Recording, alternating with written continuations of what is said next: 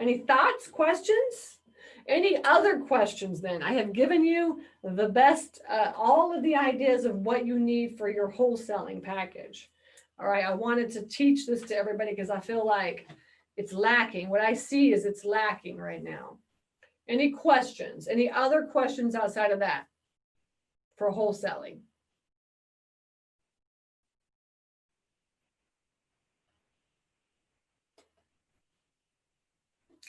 If you're, okay, Faces, if you're a relatively new wholesaler and not comfortable with breaking down the repair cost, how do you provide a repair estimate? Good question. Good. Highly recommend that you get a contractor to go with you then. If you're not 100% sure, the first couple of times, take a contractor out and then just have them give you an estimate.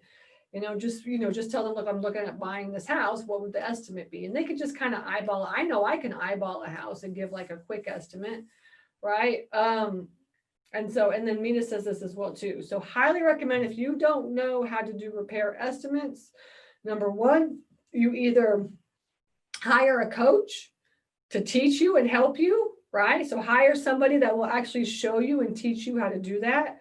Or number two, you get a contractor to go out there and walk the property and show you what needs to get done. Okay. That's really kind of it. And then number three is like, it's really experience.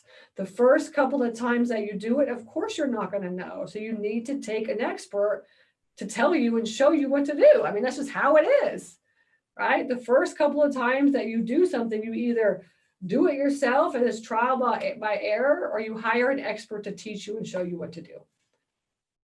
Okay. What's the best way to determine the ARV with no comps? Get comping software, essentially. So get comping software and then just have it run the comps for you, right? So I use Privy, but there's all kinds out there. And then if there's no comps, like essentially are you talking about there's just no comps in the whole radius, what you need to do then is look at square footage, price per square foot for other houses, compare like some comparable, semi-comparable houses, price per square foot, right? So if there's a 4.2 over here and you want to do a 3.2 and there's no other 3.2s except for you, then you would just take the price per square foot of the 4.2 and use it over here on your 3.2. Does that make sense? Okay. And then finally, it says, it seems that most wholesalers are more concerned with getting the deal out quickly. Yes, that's what I'm saying, is that most wholesalers are not, and a lot of people teach this too as well. So I'm like the opposite. A lot of people that teach how to wholesale, they're just like, let the buyer do the due diligence, right? So there's the easy way and then there's the hard way. All right. The way that I'm telling you is a little bit extra work, right? But you can get more bang for your buck, number one. And then number two, you can build you can build a good buyer's list this way, right? Because the people that just send me the text message, I had one guy, he's trying to wholesale me like a storage facility. And it's just, he sent me like 8 emails with like pictures and just crap. And I was just like, delete. I was like, I don't have time for that. So I'm not even going to look at his deal. So true buyers only have so much time and to do stuff and to look at stuff. So as much information as you can give will help that buyer to make a decision on whether or not they want to buy that property.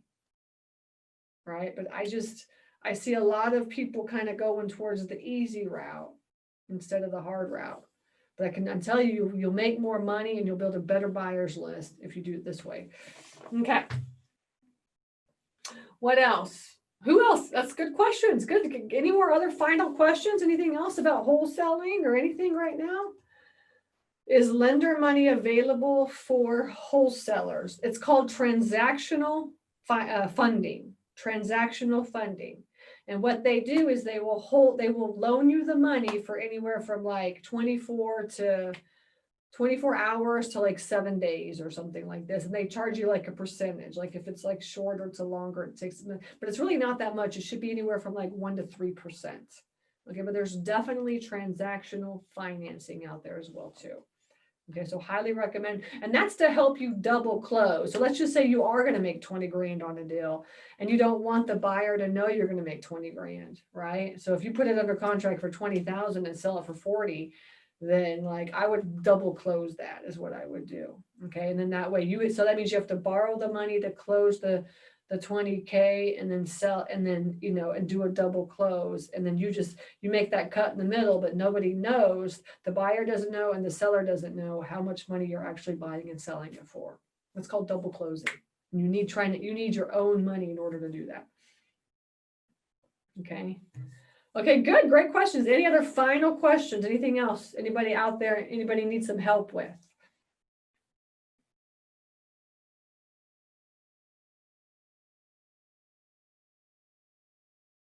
Okay.